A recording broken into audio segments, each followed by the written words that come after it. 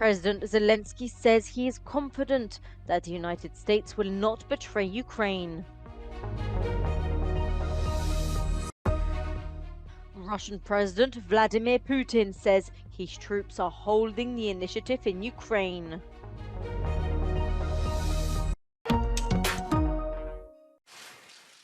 Ukrainian President Volodymyr Zelenskyy gave an end-of-year press conference on Tuesday, in which he expressed hope for the future of Ukraine and his conviction that although the US Congress failed to agree on a 54 billion euros aid package to Kyiv, he still has their full support.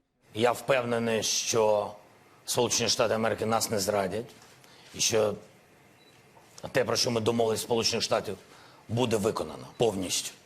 Zelenskyy said he wanted to meet with Hungarian Prime Minister Viktor Orban to find solutions after suffering a tough blow from Hungary as they blocked a vital EU aid package of 50 billion euros. Що стосується Європейського Союзу, великі ставки були, грали всі на великих ставках. Ми досягли однієї перемоги щодо Євросоюзу, щодо 50 мільярдів. Я впевнений, ми все це вже досягли. Питання зараз якогось відповідного часу. Позбавлення. The Ukrainian president hailed the great victory of his country's army over Russia in the Black Sea.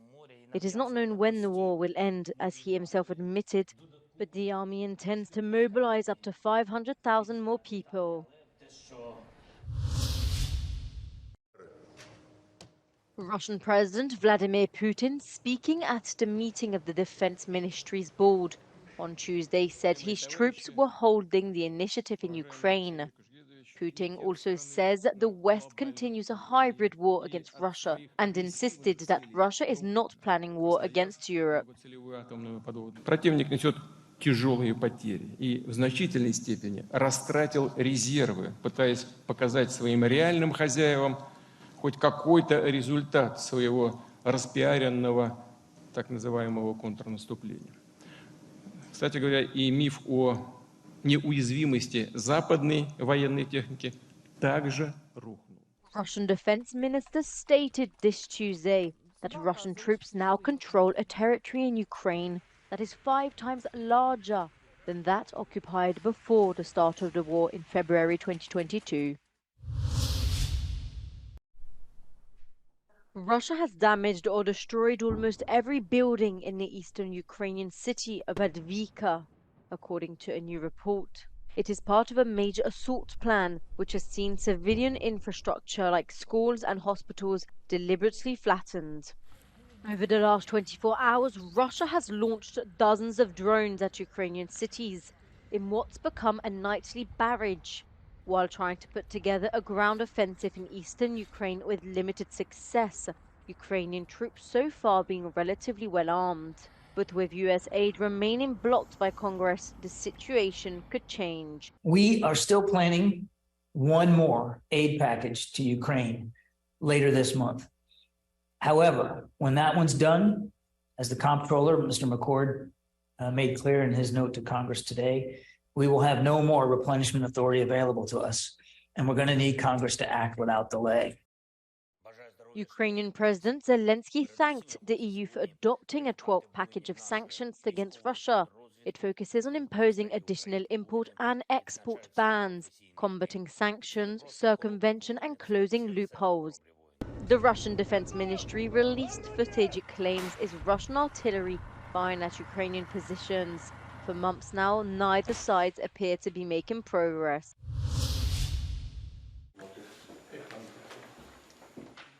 "14 Russians, Belarusians and Ukrainians have been found guilty of espionage against Poland. The court in Lublin found the defendants guilty of preparing acts of sabotage and espionage on behalf of Russia against Poland.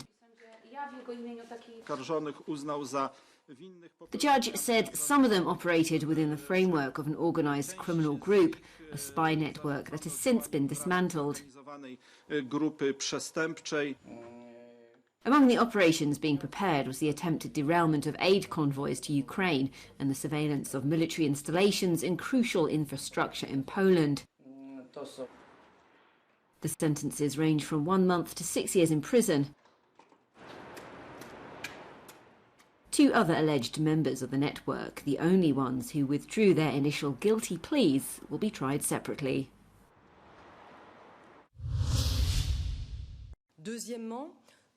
Protect, strengthen, anticipate. Those are the watchwords of the 13th Belgian presidency of the Council of the EU, which begins on January the 1st. The country will take the lead in joint discussions during what promises to be a turbulent political period, with the European elections at the beginning of June in its sights. In practice, the Belgian presidency will not have the usual full 6 months to complete the 150 dossiers on the table. For the Prime Minister, the first priority is to protect citizens and turn the EU towards the future. Deuxième élément, c'est de renforcer notre économie qui crée notre prospérité, qui crée de l'emploi, qui finance notre solidarité sociale. Aider cette économie à faire la transition vers une économie durable, une industrie qui nous aide à réaliser les objectifs du Green Deal. When it comes to the EU's Green Deal, the Belgian presidency will have to reach an agreement on carbon emissions from trucks and buses. It will also have the task of reaching an interinstitutional compromise on packaging, which aims to reduce, reuse and recycle these products. Finally, Belgium will oversee the first discussions on the bloc's environmental targets for 2040. A Belgian-style compromise will also be required to reach agreement on the revision of the Union's multi-annual budget. Last week, the EU's 27 leaders were unable to agree on a budget increase requested by the European Commission. Finally, reform of the EU and the possible enlargement of it will be discussed during this 6-month period. C'est préparer notre Europe à être plus performante. Et voilà, avant de devenir plus grand, on doit devenir meilleur. On doit devenir meilleur dans une prise de décision plus rapide qui nous aide à garder notre unité. The signals being sent out by the Belgian authorities on enlargement will be closely followed by the 27 EU member states as they celebrate the 20th anniversary of the Union's great eastward enlargement in the first half of the year.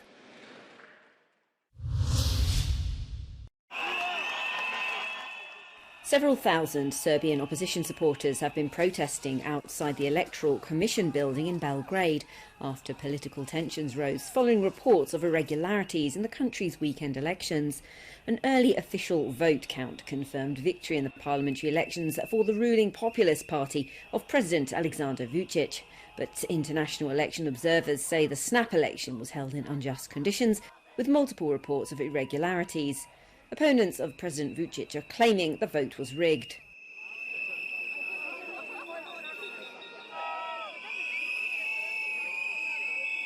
Predstavnici su također poručili da zahtijevaju ponovo raspisivanje beogradskih izbora. Građani su se okupili u ulici Kralja Milana ispred Republičke izborne komisije, poručuju da su besni, poručuju da ne daju pobedu i da je došlo do krađe izbora. The populists have been in power in Serbia since 2012, despite this being the third election in 3 years. Observers say there is a chronic lack of pluralism in the country. In the run-up to elections, yes, there are some systemic issues, and they have to do with the level playing field. They have to do with the state of the media in the country, the freedom and independence of media, and these must be improved. Part of it had to do with the fact that the institutions of democracy, the parliament, have for a number of years been dominated by the ruling party, in part also because the opposition decided to boycott these institutions in the past.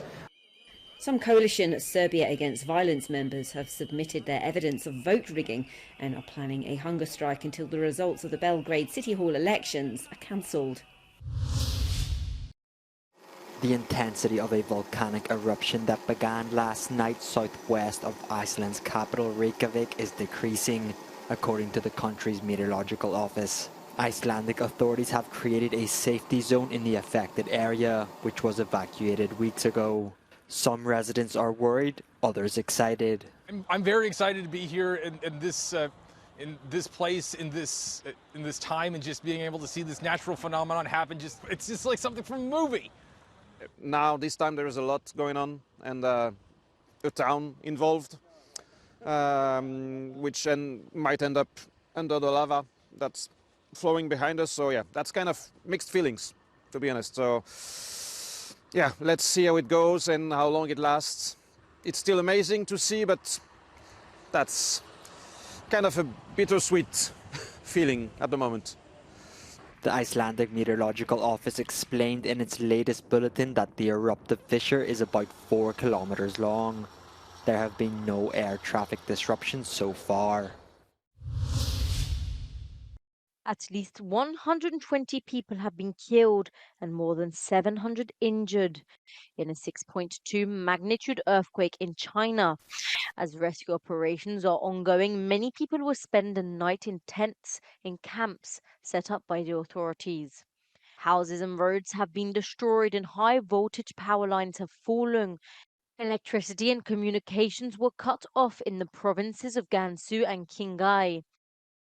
The quake was the nation's deadliest in 9 years. NASA has used a state-of-the-art laser communication system on a spaceship 31 million kilometers away from Earth to send a high-definition cat video. The 15-second movie featuring an orange tabby named Tatters is the first to be streamed from deep space. It took just 101 seconds to travel to Earth after being sent by an instrument on NASA's Psyche probe. Videos have already been transmitted via this laser technology from space, but from much closer. NASA wants to use this instead of traditional radio communications in preparation for sending manned missions to Mars.